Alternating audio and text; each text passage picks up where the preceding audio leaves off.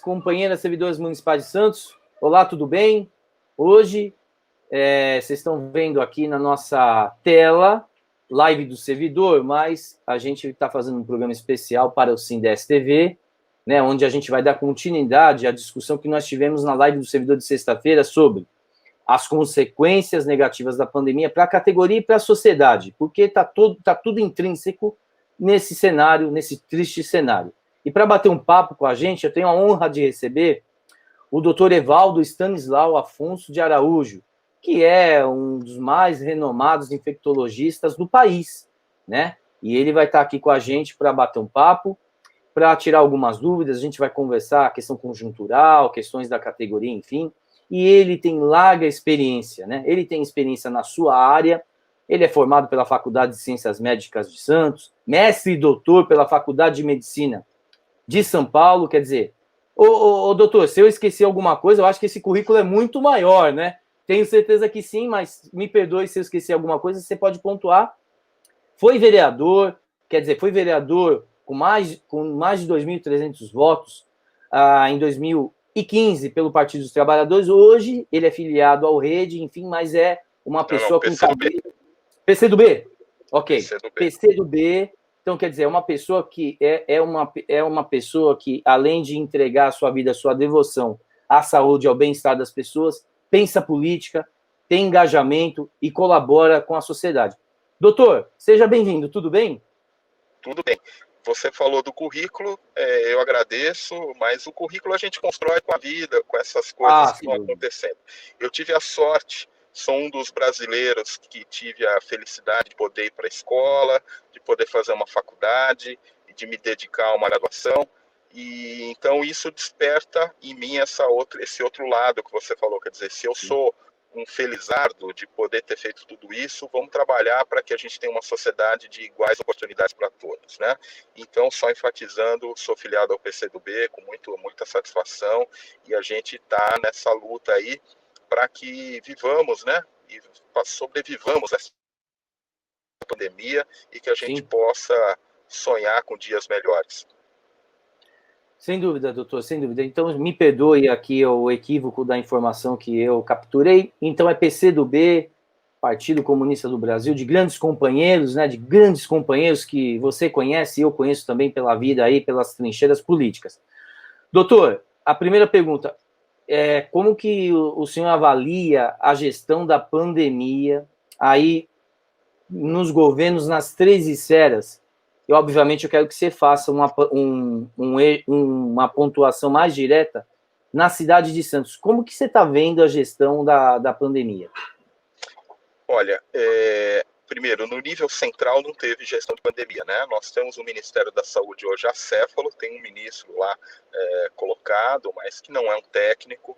Os quadros técnicos de qualidade do Ministério da Saúde, já desde depois do golpe, da saída da presidente Dilma, desde aquele do governo Temer, a gente já vem perdendo quadros de valor no Ministério da Saúde, uma área estratégica para o povo brasileiro, e aí o Ministério da Saúde só piora, e num momento de crise, como uma pandemia, fomos pegos com o Ministério da Saúde vazio, porque mesmo o então ministro Mandetta, embora tenha lá tentado fazer algumas coisas, ele já vinha com ações programáticas, como por exemplo na área de ST, HIV, de desarticulação de políticas vitoriosas, né?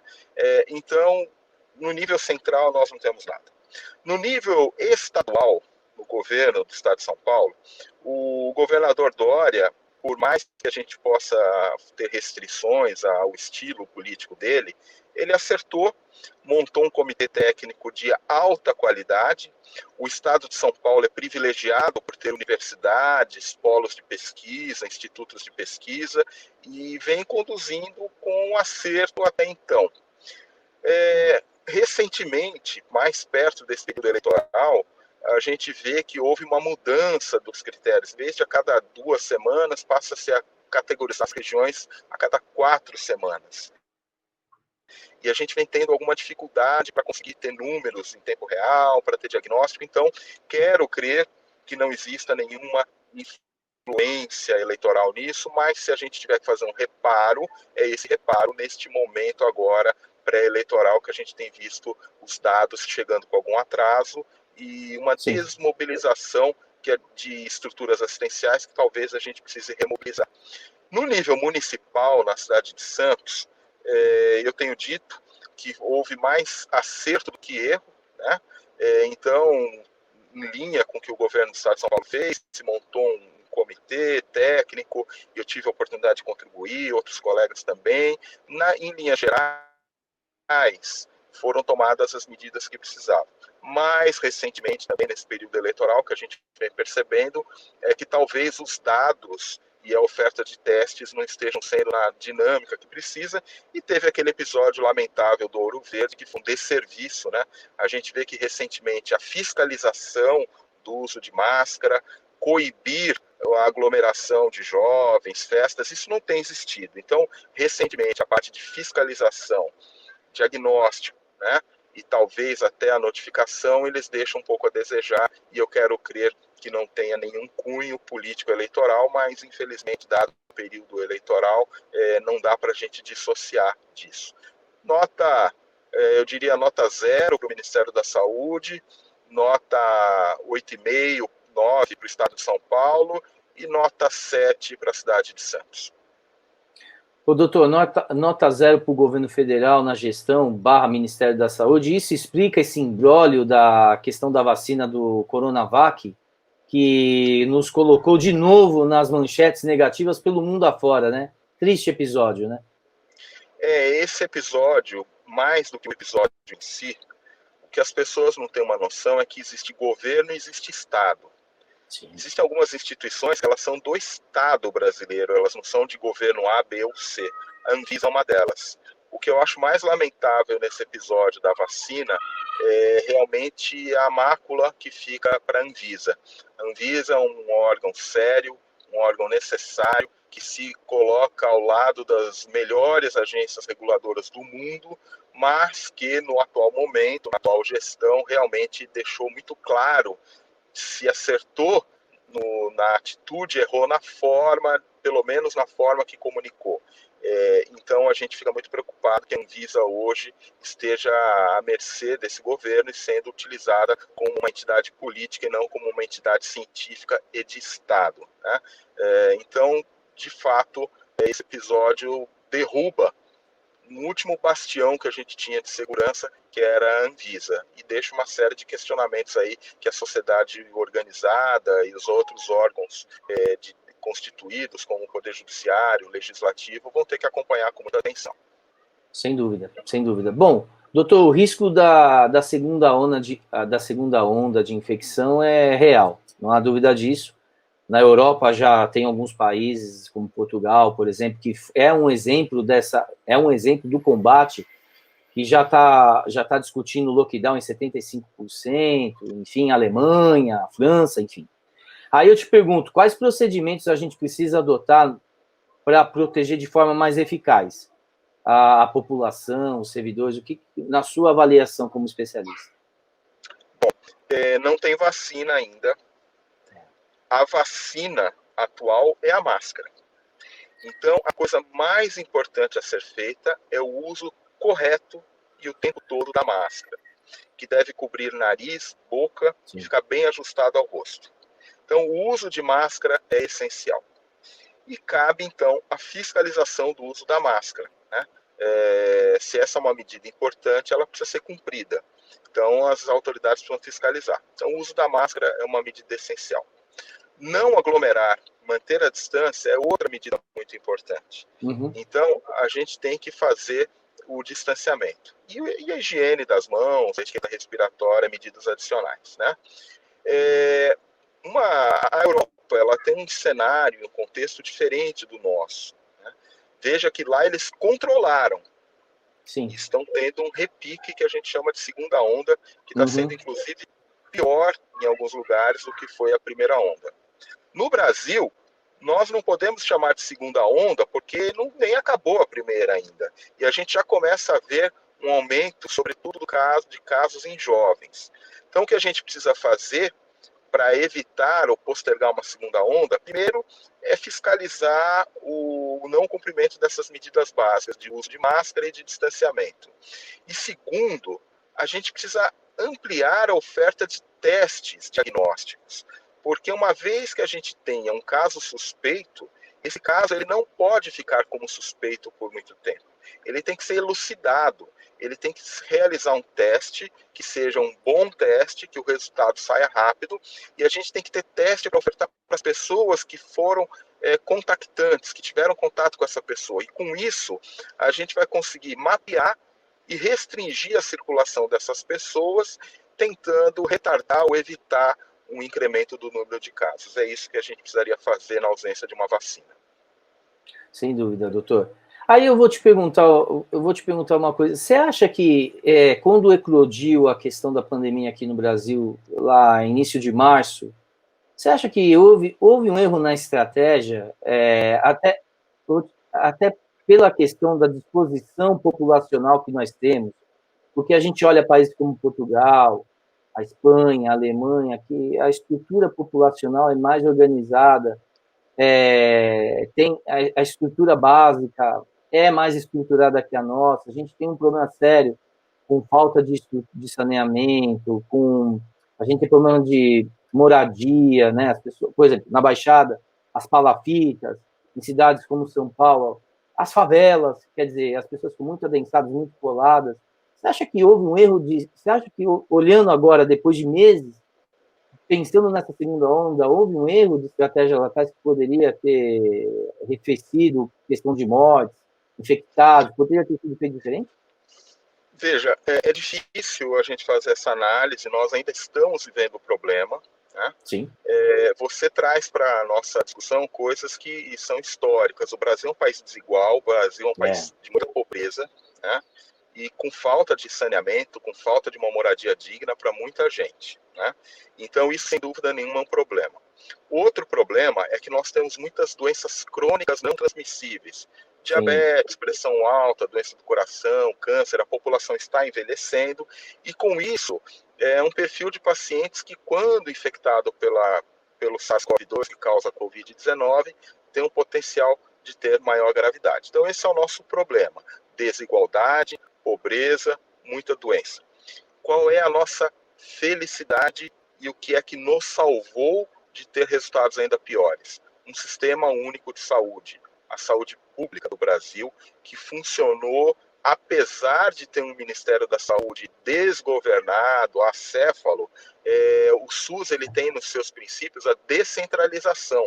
Sem Então a dúvida. gente tem os estados e municípios, e o Supremo colocou que estados e municípios têm autonomia em relação ao Ministério da Saúde para determinar suas políticas em relação à Covid, né? Isso foi muito importante, porque quando a gente tem um presidente que diz não use máscara, é uma gripezinha e tal, a gente teve governadores, sobretudo no Nordeste, né, prefeitos que com responsabilidade cuidaram do problema. Mas se não tivesse o Sistema Único de Saúde minimamente estruturado, nós passaríamos por uma situação muito mais difícil. Então, a desigualdade crônica, as doenças crônicas não transmissíveis foram os nossos problemas. E a nossa saída, o que nos protegeu, foi o Sistema Único de Saúde, apesar de tão sucateado e apesar de tão sofrido, que deu conta do recado. Sem dúvida nenhuma, sem dúvida nenhuma. Doutor, deixa eu te fazer uma pergunta, pegando o gancho da vacina, né, que você comentou, explanou na pergunta anterior, né? Está se falando muito aí, agora apareceu a tal na Rússia, a tal da vacina Sputnik 5. Uhum. Aí eu te pergunto, com a tua experiência, com as conversas que você tem com outros especialistas, a gente está perto ou distante de ter uma vacina para poder atender em massa? O que você acha? A vacina está ali na esquina. A vacina está chegando. Mas não chega. Nós não vamos ter uma vacina. Nós vamos ter várias vacinas. Então você tem a vacina da Rússia, você tem algumas vacinas da China, você tem a vacina da AstraZeneca, a gente tem a vacina da Pfizer, né? Então, são várias que já estão em fase muito avançada de desenvolvimento, outras chegando. Então, nós teremos muitas oportunidades de ter vacinas efetivas, boas e seguras. Ótimo. Obviamente, é um primeiro momento. Obviamente, essas vacinas, ao longo dos anos, elas vão sofrer aprimoramentos e a gente vai ter aí vacinas ainda melhores. Por exemplo, as vacinas de agora, elas precisam de 2 doses. No futuro, com certeza, a gente vai ter vacinas de 1 dose só. As vacinas de hoje, elas conferem proteção, provavelmente, de uma maneira que vai demandar mais doses de tempos em tempos. Pode ser que no futuro a gente tenha vacinas que confiram uma proteção mais prolongada. A vacina está na porta, a vacina está na esquina. O que a gente tem de desafio? A logística. Se a gente for pensar, só de pessoas prioritárias para receber a vacina de imediato em 2021, são 4 bilhões de pessoas no mundo. É muita gente. Então, você prover vacina para toda essa turma é uma guerra, é uma operação de guerra muito complicada. Então, eu não me preocupo muito com a parte tecnológica, porque eu acho que isso está na reta final. Daqui a pouco a gente vai ter vacinas aprovadas.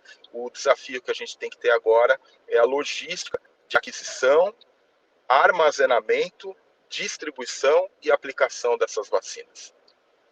Muito bem, doutor. Bom, agora eu vou entrar na questão especificamente da categoria, né? Nós temos em Santos mais de 10 mil servidores da ativa e os aposentados é um universo de muita gente que aí se distribui, estão alocados pelos departamentos variados e eles também estão suscetíveis, sem dúvida nenhuma. Muitos deles, doutor, reclamam para a gente sobre a precariedade, né, de equipamentos de proteção para esse feedback com os munícipes, com outros companheiros de trabalho e tudo mais. Aí eu te pergunto, a prefeitura, na sua avaliação, está sendo negligente? Está faltando demanda de equipamento? Qual que é o problema que incorre nessa questão? Olha, eu não acompanho, não tenho acompanhado o dia a dia do serviço público em relação aos EPIs e aos fluxos ao servidor. Mas o que eu posso dizer é o seguinte: existem regras de ouro que têm que ser seguidas, que são determinadas pelas instituições nacionais e internacionais de saúde. Então, para você retornar ao trabalho com segurança, algumas situações precisam ser vistas. E aqui eu abro um parênteses. Eu falei que a vacina está na porta, está na esquina, mas que a logística é complicada. Significa dizer que não vamos ter vacina para todo mundo de imediato. A gente vai precisar conviver com o vírus.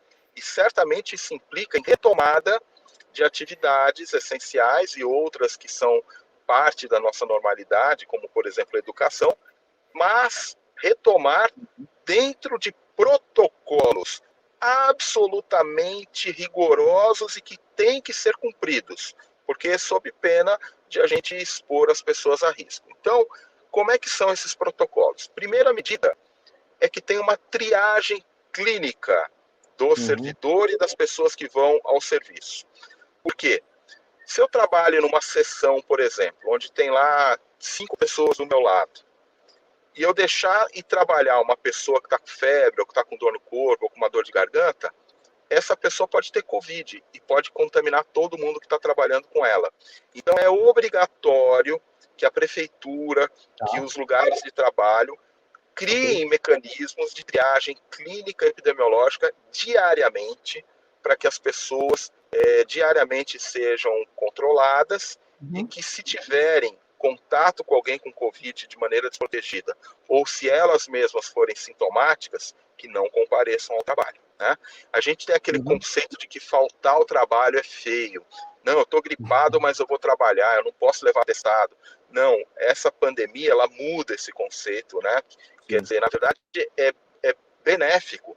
Se eu estou doente, eu não devo ir trabalhar para proteger os meus colegas, porque senão eu vou transmitir para eles alguma doença também. Então, a primeira coisa é essa triagem. Segunda coisa é o uso de equipamentos de proteção.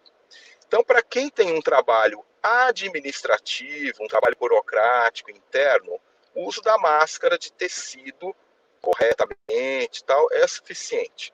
Para quem tem contato com o público, além da máscara de tecido, é importante que você tenha uma barreira física, uma barreira acrílica, ou, na impossibilidade disso, um face shield, né? E também manter uma distância de pelo menos 1 metro entre a pessoa que está atendendo e o público a que ela atende. Então, é uma medida salutar também. A questão da higiene. Você tem que ter higiene das mãos. Então, você tem que ter pia, sabonete líquido, papel toalha e, na ausência disso, álcool gel abundante, né? Uma outra medida recomendável é o escalonamento das atividades. Então, por exemplo, não dá para sair todo mundo para almoçar junto, e tomar café junto, fazer intervalo junto. Porque na hora que você vai tomar um café, uma água ou fazer uma refeição, você tira a máscara. Tirando a máscara, tem estudos que mostram que você aumenta em quase 3 vezes a chance de se infectar. Então tem que cuidar das áreas de refeição, dos refeitórios, para que tenha uma ocupação compatível com aquela área e que essas pessoas vão em horários diferentes para não ter acúmulo de pessoas. E da mesma maneira, na entrada e na saída, para registrar o ponto. Então, em vez de chegar todo mundo às 7 horas, põe um entrando às 7, um às 7h05, um às 7h10, às 7h15, e na saída a mesma coisa, para que você não tenha ali um ponto de aglomeração. Outro aspecto que eu destaco é a renovação do ar. Mesmo onde você tem um ar-condicionado, que deve ter uma manutenção bem feita, janelas e portas abertas para que você tenha renovação de ar e trabalhar com esses aparelhos de ar-condicionado, fazendo a exaustão, fazendo a troca do ar para que a gente não tenha esse risco, né? Mais uma coisa, distância. Então, nas sessões, nos locais de trabalho, manter a distância de pelo menos 1 metro entre um funcionário e outro, né? Okay. Pelo menos, idealmente 2 metros. Por fim, o não compartilhamento. Então não dá para compartilhar teclado de computador, não dá para compartilhar celular, não dá para compartilhar equipamentos. E aquilo que for impossível de não se compartilhar, que é necessário que compartilhe, tem um protocolo de higienização, né? E, aliás, o protocolo de higienização de banheiro, das áreas comuns, bem rigoroso. Para quem é funcionário da área da saúde, aí é um pouco diferente. Além disso tudo que eu falei, dependendo da situação, você precisa usar uma máscara cirúrgica comum, sim, ou uma máscara N95, além de um óculos de proteção do face shield e, em determinadas situações, de avental descartável ou avental impermeável e luvas. Muito bem. Muito Viu bem. Que a lista é grande, né? Não, mas, doutor, é grande, mas esclarecedora. Isso é muito importante, porque essa discussão a gente vem travando com os servidores, com as servidoras, há muito tempo, desde quando eclodiu, da importância de se usar todos os equipamentos de forma detalhada. E todo esse leque de equipamentos que precisam ser usados e procedimentos, a gente vai deixar aqui catalogado para o poder público entender de um especialista renomado como você o que precisa ser feito, né? E deixar de faltar com as coisas que são importantes para a categoria. Isso não é brincadeira, é questão de saúde, é fundamental. Não, e de antemão eu já me voluntario aqui no que vocês precisarem aí para fazer revisão de documentos e tudo, estou à disposição. Muito obrigado e a gente agradece demais esse apoio, é muito importante esse bate-papo aqui. Inclusive, doutor, vale lembrar, e eu quero aproveitar o gancho, avisar os companheiros servidores e servidoras que essa conversa que eu estou tendo com o doutor Stanislau, ela vai ser replicada nos nossos canais e replicada também na live de sexta-feira, na live do servidor. Nós colocaremos pontos importantes dessa nossa conversa para um bate-papo com os companheiros da diretoria. O presidente Fábio Pimentel, inclusive, doutor, te manda um abraço, tá? Um forte abraço e agradece a tua presença comigo nesse bate-papo importante no Sindes TV.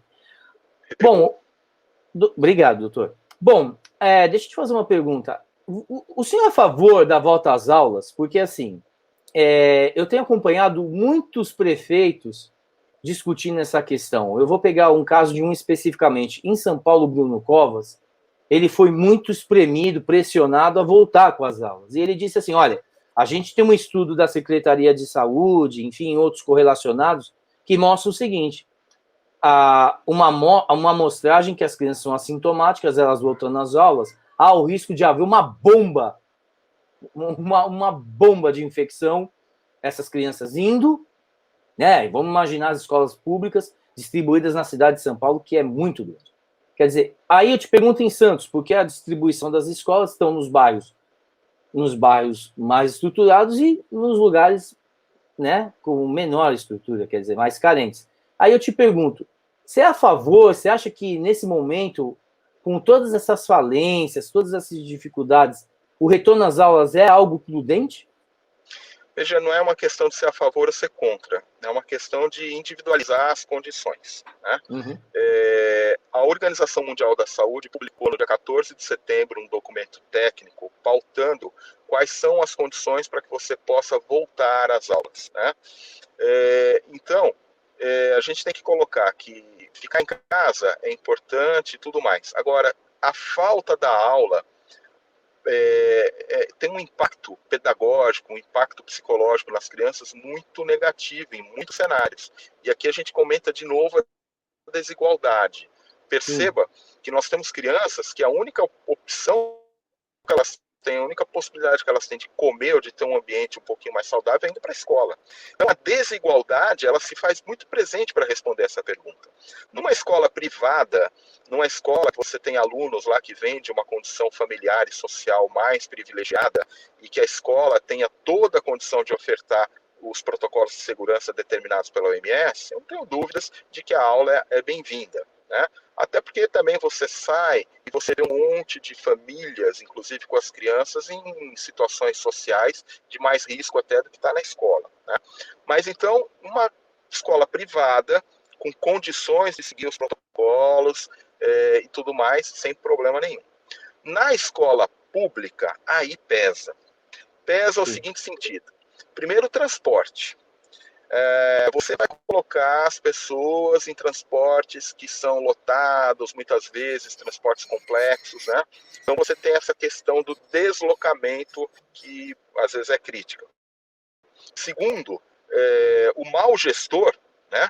Ele não cuida das escolas, ele faz coisas cenográficas às vezes, mas que quando você vai olhar internamente não tem funcionário em número suficiente, não tem EPI em número suficiente, não tem materiais para higienização em número suficiente, né? E aí isso pode comprometer a segurança. Então, para a escola pública, desde que os gestores cumpram todas as determinações da Organização Mundial da Saúde nesse documento técnico que eu falei, também não vejo problema.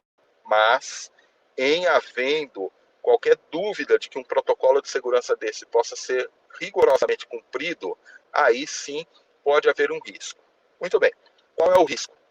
É um risco para a criança, mas é um risco menor porque, em geral, as crianças vão muito bem, apesar de uma síndrome inflamatória descrita em algumas crianças, mas isso não chega a comprometer.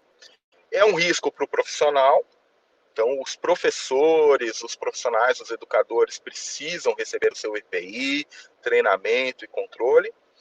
E existe aquela dúvida, né, do risco de quem fica em casa. Será que as crianças vão transmitir o vírus ou não? Depende de carga viral, depende da idade da criança, né? Mas essa é uma situação que tem muitos pontos favoráveis ao retorno da escola e tem outros que ainda são incógnitas e que a gente vai ter que balancear individualmente para tomar uma decisão. Muito bem, doutor, muito bem. Bom, a gente está aqui chegando no final do nosso bate-papo, doutor. Quero te agradecer imensamente, tá? Muito obrigado pela participação, mas a gente não vai terminar sem você sem deixar a última resposta aqui para a gente, porque é o seguinte, quero que você deixe um recado para todos os servidores que nos acompanham, que estão preocupados, aqueles que estão lotados nos seus locais de trabalho estão preocupados, que têm os seus familiares em casa, porque a vida não se resume apenas ao trabalho. Você vai ao trabalho, você tem que ir no mercado, você tem que ir para casa, tem gente em casa com comorbidade, tem pai e mãe idoso, tem filho, enfim, tem aquela questão social onde a gente se correlaciona. Então, para finalizar, doutor, quero que você deixe um recado para toda essa massa que está nos acompanhando, tá? Primeiro, o meu recado de reconhecimento ao servidor público. Sem o servidor público, a sociedade seria muito pior. Então, o servidor público ele precisa ser sempre valorizado, porque é merecedor. Eu sou servidor público do Estado e quero aqui me colocar ao lado de todos vocês em reconhecimento, né? A gente sabe que poucos têm privilégios e, às vezes, por causa desses poucos, o servidor público é muito maltratado. Em relação à Covid, eu queria dizer o seguinte, doenças crônicas, comorbidades, cuidem das suas doenças crônicas. Quem está com sobrepeso, emagreça. Quem tem pressão alta, diabetes, doença do pulmão, trate, vá ao médico, mantenha as suas doenças controladas, porque se elas estiverem controladas, você diminui muito o risco de ter uma complicação. E, por fim, acredite, o vírus ainda está circulando, vai continuar circulando, então use essas medidas, aquelas todas que eu denominei, fiscalizem para que elas sejam cumpridas, e se tiver que fazer uma única coisa, se de toda essa nossa boa conversa aqui ficar uma mensagem, a mensagem é: use máscara o tempo todo e corretamente. Não fique mexendo na sua máscara, colocou no rosto, não fique mexendo, cubra nariz e boca e deixe bem ajustada, tá? Se você usar a máscara corretamente, eu garanto que o seu risco vai ser muito, muito pequeno, tá? A gente não pode falar de risco zero, isso não existe, mas a gente pode falar de risco pequeno. E o uso da máscara e esses cuidados que a gente falou deixam um risco realmente muito pequeno. Muito bem, doutor, muito bem. Muito obrigado mais uma vez, te agradeço imensamente, sei que você está com uma agenda extremamente concorrida, né, o seu trabalho Olha, nós aqui do Sindeste, nós agradecemos da nossa parte ao senhor pelo trabalho exemplar, pela luta, pelo empenho, porque tanto o senhor quanto os demais companheiros da saúde estão na linha de frente, né? Se muito dos êxitos obtidos são vários, e a gente vai levar para o resto da vida esse agradecimento, são de vocês, pelo trabalho tão exemplar, pela dedicação, pelo empenho, pela coragem, né? Porque não é fácil estar na linha de frente, com risco de se contaminar, de se infeccionar. Também vocês são pai de família, mãe de família, tem todo mundo que se coabita com vocês. Então, a gente que agradece, o Sindeste agradece, e diz que também se coloca à disposição para ajudar no que for preciso. Muito obrigado, doutor. Aos companheiros e companheiras... Pode falar. Posso só deixar aqui duas mensagens finais. Primeiro, mesmo quem teve Covid, está falando dos servidores da saúde e tal, eu tive, outros tiveram. Então, use máscara, mesmo depois do Covid. A gente está começando a lidar com reinfecção. Nós somos muito expostos, então proteja-se, servidores da saúde. E a outra coisa que eu queria falar, eu queria agradecer a sua lembrança aí da linha de frente, mas dizer que não é só o médico que está na linha de frente, não. É uma equipe de saúde com técnicos, fisioterapeutas, enfermeiros, enfim, uma equipe, o pessoal que faz a higienização, uma equipe grande. E, se você me permite, eu agradeço, mas não em meu nome, em nome de todos. Obrigado. Imagina, sem dúvida. Bom, e companheiros servidores, companheiras servidoras, esse bate-papo especialíssimo, vocês não podem perder, tá? Ele estará nos nossos canais oficiais no site www.sindeste.com.br, no Facebook, na página do Sindeste TV no YouTube, e na sexta-feira, eu repito, a gente vai repercutir essa conversa com o doutor Stanislau, a gente vai repercuti-la na nossa live com o presidente Fábio Pimentel e os demais diretores que sempre estão com a gente, discutindo as questões que são importantes para a categoria. Doutor, muito obrigado, parabéns pelo trabalho, até a próxima, hein? Até, um abraço, tchau. Valeu, tchau.